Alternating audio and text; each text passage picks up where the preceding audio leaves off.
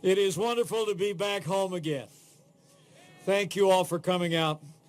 And it's a special joy to be introduced tonight by the governor-elect of the state of Indiana, Eric Holcomb, and his wonderful wife, Janet. We're also so moved to have so many neighbors and friends to give us this warm welcome home tonight. Especially grateful to be joined by one of the great public servants in my lifetime in the state of Indiana. I know he is here. Senator Dan Coates and his wife Marcia are with us. Would you join us in thanking them for a lifetime of service to the state of Indiana?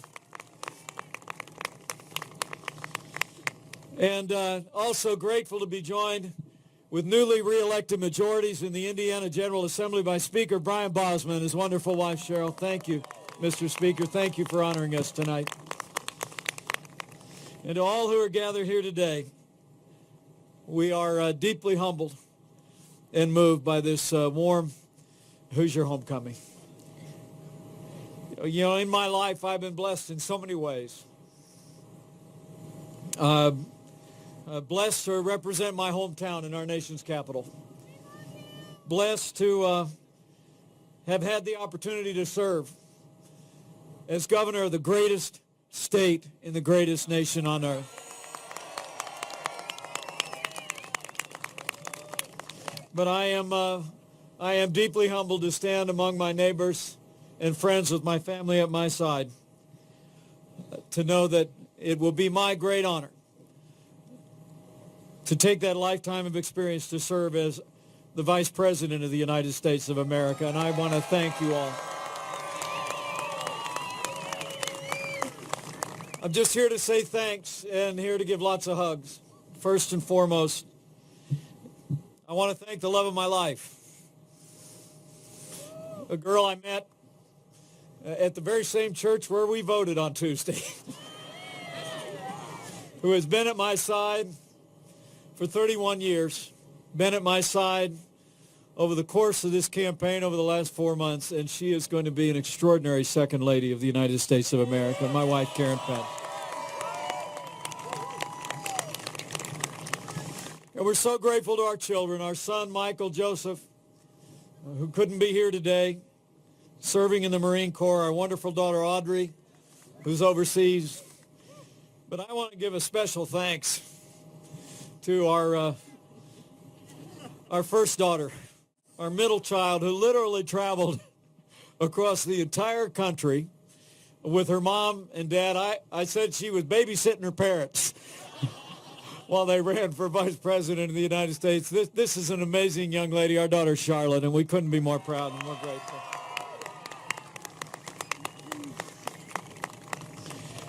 And I want to thank my parents.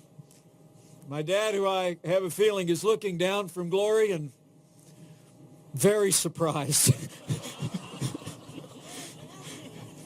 and I want to thank my mom, whose energy, whose love of this country as the daughter of immigrants, whose passion for service and passion for our family continues to animate all of my life. Mom, thank you. Thank you so much.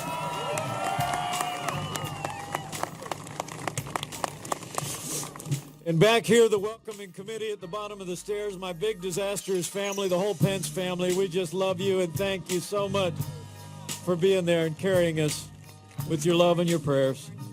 And I want to thank my father-in-law, Bernie Barcio, who we consider him part of the Pence family, whether he wants to that label or not. Lastly, I want to thank all the people whose support, whose kindness, whose example has raised us up. Make no mistake about it.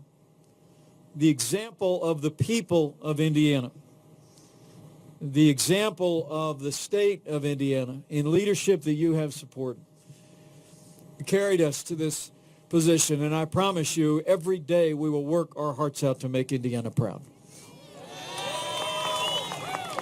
I just have a few things to ask of each of you. Number one, I ask you to support our President-elect Donald Trump as he prepares to assume the duties of the highest office in the land. As support our newly re-elected majorities in the House and the Senate, and support Senator Todd Young as he partners with us to make America great again. I also ask you to support the strong leadership that has taken Indiana to record employment, to be the fiscal envy of the country, to be a nationally recognized leader in education, innovation, infrastructure, and even health care. By supporting our Governor-elect Eric Holcomb and his family, supporting Speaker Bosma in the General Assembly, supporting Senator Long, and all the great statewide leaders who will be moving our state forward. Our responsibilities will broaden, but we will be looking on fondly at the progress of Indiana as Indiana will continue to set the pace for the country. And lastly, I would ask each one of you to pray for us. Pray for us that we might serve with integrity of heart, with the grace, and with the common sense that is synonymous with the name Hoosier.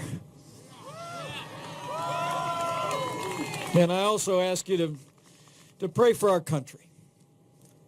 Pray that we might find our way forward as a nation, that we might renew the American dream, that we might create new opportunities to improve the lives of the people of this nation, and in that way to heal the divisions in our country and move forward to a more prosperous future, and move forward with firm reliance on Providence as one nation under God, indivisible, with liberty and justice for all.